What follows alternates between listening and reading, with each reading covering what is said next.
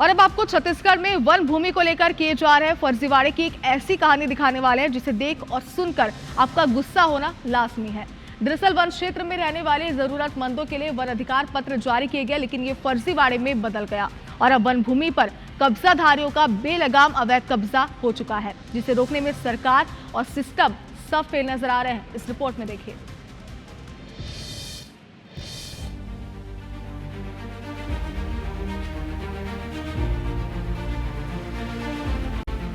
One क्षेत्र में रहने वाले जरूरतमंद लोगों को जमीन का अधिकार दिया जा सके, इसके लिए केंद्र सरकार ने वन अधिकार पत्र जारी करने की योजना शुरू की। इसके तहत पूरे प्रदेश में लाखों वन अधिकार पत्र भी जारी किए गए, लेकिन इस नियम का फायदा उठाकर हजारों लोगों ने फर्जी वन अधिकार पत्र बनवा लिया।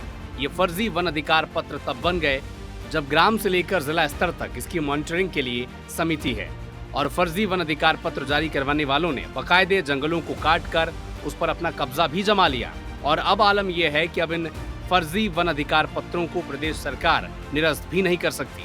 अकेले सरगुजा जिले की बात करें तो 26,830 वन अधिकार पत्र जारी किए गए, जिसमें 14,183 हेक्टेयर पर लोगों को कब्जा दिया गया। जब शिकायत हुई तो 2,079 वन अधिकार पत्र फर्जी पाए गए और इसी के चलते 1,041 हेक्टेयर वन भूमि पर कब्जा हो गया। और अब ये कब्जा इसीलिए नहीं हटाया जा सकता क्योंकि बेदखल करने के लिए कानून आड़े आ रहा है। निरस्त के पहले करीब 28,000 से अधिक वन अधिकार पत्र जारी किए गए थे और शिकायतों के पश्चात 2,079 वन अधिकार पत्र निरस्त किए गए हैं। वो निरस्त जब हुआ तो उसमें माननीय उच्च न्यायालय का एक निर्णय आया है कि जिला स्तरीय समिति को निरस्त करने का अधिकार नहीं है।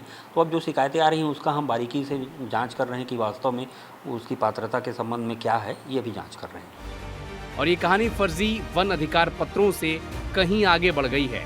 लगातार ऐसे मामले सामने आ रहे हैं कि फर्जी तरीके से वन अधिकार पत्र पाने वाले लोग अब इन जमीनों की बिक्री भी कर रहे हैं, जिस पर शिकायतकर्ता ने अपील की है कि राज्य और केंद्र सरकार पत्राचार कर नियमों में बदलाव करे ताकि सरकारी जमीन की लूट रुक सके। सरगुजा के सांसद चिंतामणि महाराज ने इसे संवेदनशील बताया और समाधान निकालने की बात कही।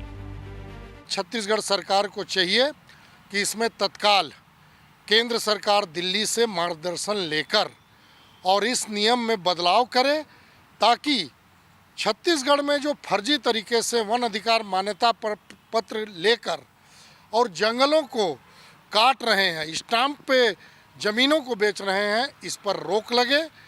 तो प्रदेश के लिए बड़ी समस्या है। इसके लिए मैं सरकार से बात करके इसमें अविवादित पट्टे को ही हम दें, इसके लिए हम प्रयास करेंगे। और इसके पहले जो अगर गलत पट्टा बटा है तो उसके लिए खारिज करना है तो कौन करेगा, उसके लिए सरकार से बात करके और उसको खारिज भी कराना होगा।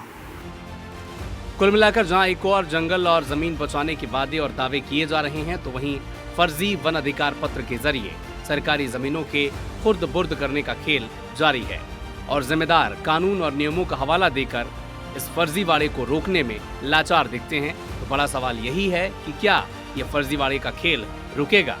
अभिषेक सोनी, IBC 24, सरगुजा।